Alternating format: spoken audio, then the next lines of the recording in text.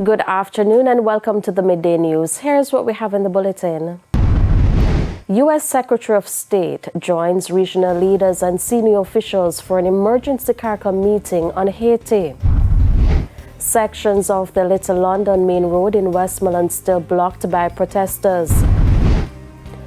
And later in sports, newcomers face must-win game to stay in the JPL. Thank you for joining us. I'm Shamela Pullen. Here are the details. In just under an hour, Caribbean leaders and other senior officials will be meeting here in Jamaica for high-level talks. This surrounds the current situation in Haiti. The U.S. Secretary of State will also be in attendance. Kirk Wright has the details. The meeting is scheduled to begin at 1 o'clock this afternoon at the Jamaica Pegasus Hotel in St. Andrew. The U.S. State Department says U.S. Secretary of State Antony J. Blinken will discuss the proposed development in partnership with CARICOM and Haitian stakeholders to expedite a political transition in Haiti. This is to be done through the creation of a broad-based independent presidential college, as well as the development of a multinational security support mission to address the ongoing security crisis. Mr. Blinken will also meet with Prime Minister Andrew Holness to discuss bilateral and regional issues to reaffirm the U.S.'s strong and enduring ties with Jamaica. France, Canada, the United Nations and Brazil have been invited to the meeting. It's not clear whether Haitian Prime Minister Ariel Henry Henry will be in Jamaica for the meeting. A group of U.S. legislators suggest that Mr. Henry Henry should not return to Haiti, but should immediately hand over power to a transitional consensus government. Meanwhile, founder of Freedom Imaginary, Milena Laney, believes the meeting is a step in the right direction. The CARICOM chair is articulating exactly what we've been trying to explain to the Jamaican government, which is that the situation in Haiti is dire. Dire is the word used by the CARICOM chair. And we've always said that this situation is not conducive to forced return. And so we can't have, on the one hand, a situation that's so dire and urgent that CARICOM leaders need to convene in Jamaica to deal with it with urgency. And then on the other hand, a Jamaican government that is seeking to return Haitian asylum seekers to a country in the throes of catastrophic violence, and this without even allowing them an opportunity to be heard. Attorney at Law Marcus Goff says this is not a situation Jamaica can escape in assisting Haiti, as the two countries are in close proximity. He argues that Jamaica needs to do more to help those in crisis. Jamaica's role we can't escape from, by the nature of geography, where we're located. We can't escape from certain responsibilities within CARICOM to Haiti and as a neighbor, and so Jamaica must, align its policies and its treatment of Haitians to conform with even what CARICOM is saying needs to be done. And what we all recognize on a humanitarian level is required. Kirk Wright, TVJ News. There are concerns about the government's approach in accepting orphans from Haiti. Attorney at Law Clive Monroe Jr. was speaking on Radio Jamaica's That's a Wrap program Sunday. Amoy Harriet tells us more. The government last week agreed to house specific groups of Haitians whose lives may be in danger in their country. But as the unrest in Haiti continues, National Security Minister Dr. Horace Chang says the government is now working out the process on how to assist. Attorney at Law Clive Monroe Jr. weighs in on that decision. Start with the UN Convention on Human Rights, then the Refugee Convention that follows it. These were subject to the security issues were left to the states themselves to determine on a local legislative level. For us, that has largely been down to the Immigration Act, the Aliens Act, and a refugee policy from 2009. That policy, I think Dr. Chang is referring to, needs to be updated to the present reality 15 years later. But Mr. Monroe says there are concerns about the government's approach in accepting orphans from Haiti. He says there are issues that need to be addressed first by the government. First of all, we're now dealing with children. So we've decided, it seems, from a policy perspective, to take on those we perceive to have the less security risk. So you take on orphan children. If you take on orphan children, does that mean they're going to state care? What is the policy for adoption? We already have our challenges with the curiously titled places of safety, given that they tend to be very unsafe from a personal and, for whatever reason, from a fire perspective. So the question is, how do you provide for them within the context of integration into Jamaican society? Mr. Monroe adds that the administration may also face queries about the care being provided to the Haitian orphans, while Jamaica has its own orphans that are in need of social assistance. The secondary challenge is, how do you address it in a politically sensitive way when people will say, well, we have orphans who are not being treated to the same level. So it's a challenge for the government, and I hope they can find those who are interested in and are eminent in terms of their knowledge of these types of issues towards assisting the government in crafting a sensible framework to make this work. Amoy Harriet, TVJ News. And EU missions, Germany and the US have evacuated diplomatic staff from Haiti. This amid escalating violence in the country. We have the latest from the CNN. Under the cover of darkness, a U.S. military helicopter evacuated non-essential personnel from the U.S. Embassy in Port-au-Prince. The embassy will remain operational, and that same helicopter brought in extra security, presumably U.S.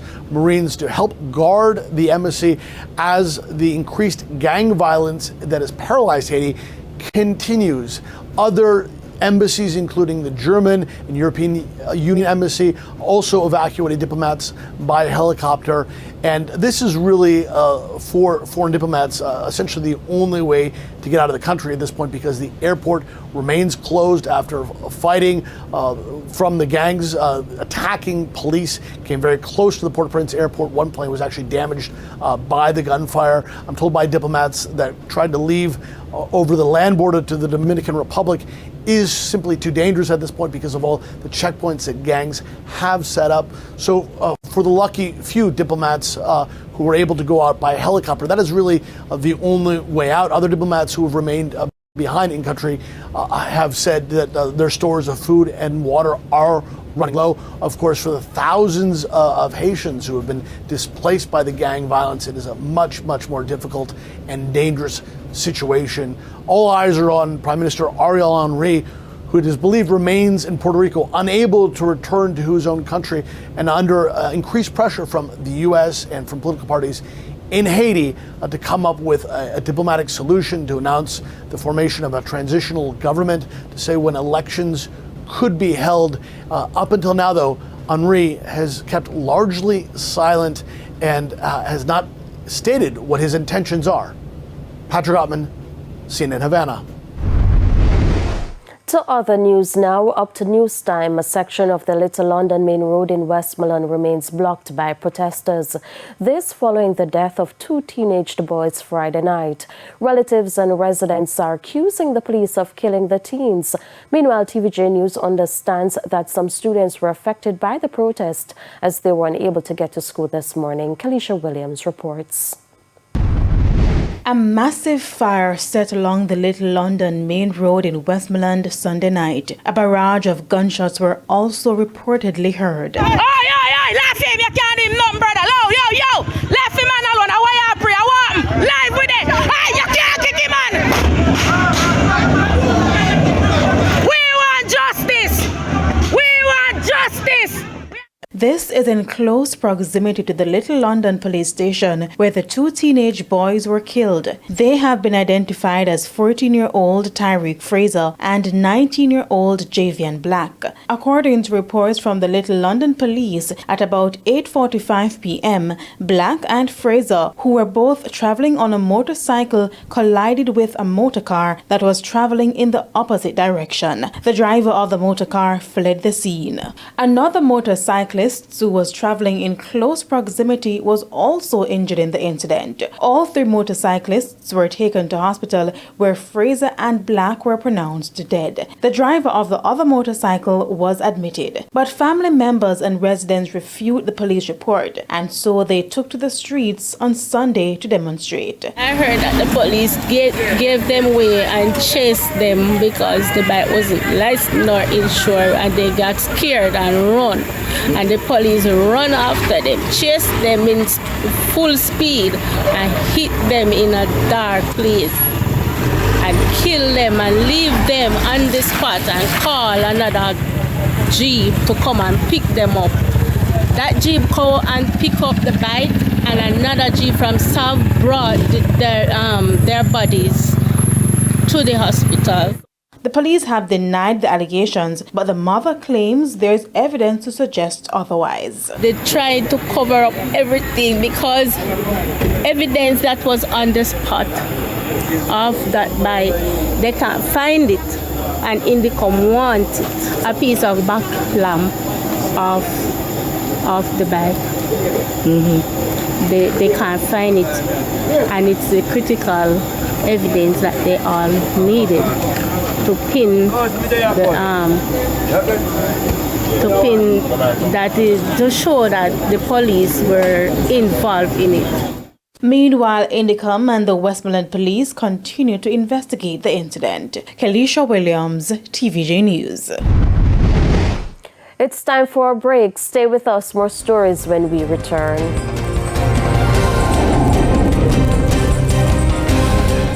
Welcome back to the Midday News.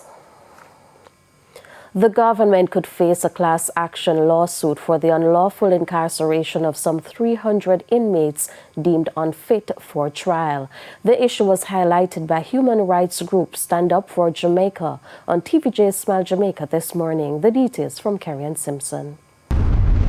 Following the death of mentally ill inmate Noel James in 2021, Independent Commission of Investigations Indicom called for the establishment of psychiatric facilities for prisoners with mental health issues. Since then, the number of inmates with mental health issues has decreased. However, Executive Director of Human Rights Group Stand Up for Jamaica, Carla Galata, says the problem still remains. Unfit to plead means that being mental, you are not able to advocate for yourself. You are not able to sign for a request or a paper. You are not able to get an attorney on your own. Somebody has to do it for you. And most of them, they didn't have anybody doing it for them. She says as a result, they get lost in the system. Ms. Galata believes persons who are mentally ill should not be detained but assessed when it reaches the courts and be diverted to a psychiatric ward or kept at home under supervision by the authorities. That's one of the reasons why it has been so difficult to get them out. Because if you get a mentally ill out, we have been trying since 3 years, you have to have a safe place where he can stay. Yeah. Otherwise, you risk to send him in the middle of the road, which is not an improvement. She argues that there has been an infringement on these persons' rights over the years. It is why her group, along with other human rights groups, are partnering to tackle the issue. But what we are looking forward is, first of all, as probably you were knowing, we have been presenting and drafting an affidavit to see how best we can reach them and get them out. Carrie Simpson, TVJ News. It's now time for the Business Minute.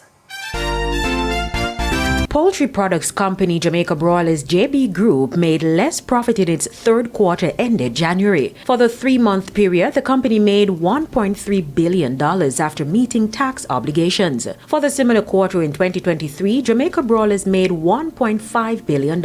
For the 9 months to January, however, post-tax earnings were higher at $3.82 billion versus $3.39 billion last year. JB's total revenues for the quarter were slightly higher, valued at $23.58 billion compared to $22.67 billion last year. The company's 9-month revenues came to $70.35 billion, up from $68.51 billion. Jamaica Broilers says its operations continue to be strong.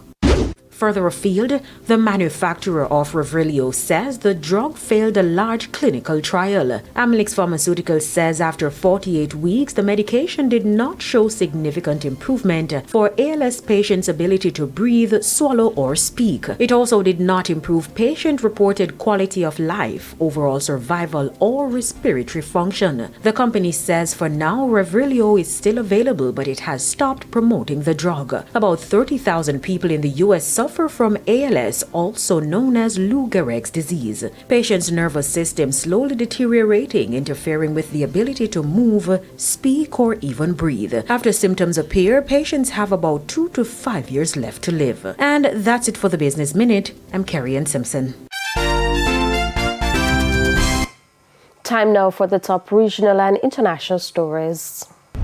In the region, 2 hotels and 2 homes were destroyed by fire in Guyana on Sunday in the gold mining community of Iterengbang, located on the border with Venezuela.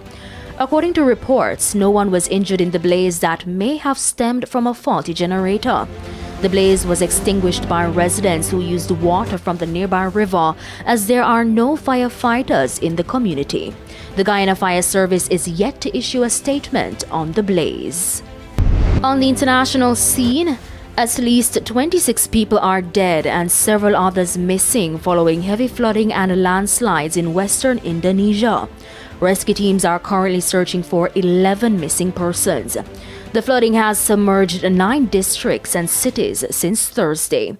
Now, the National Disaster Management Agency says relief efforts have been hampered by power outages, damaged bridges, and roads blocked by thick muds and debris. And those were the top regional and international stories. I'm Amoy Harriet. We head to a quick break. When we come back, we'll have your midday sports report with O'Shane Masters.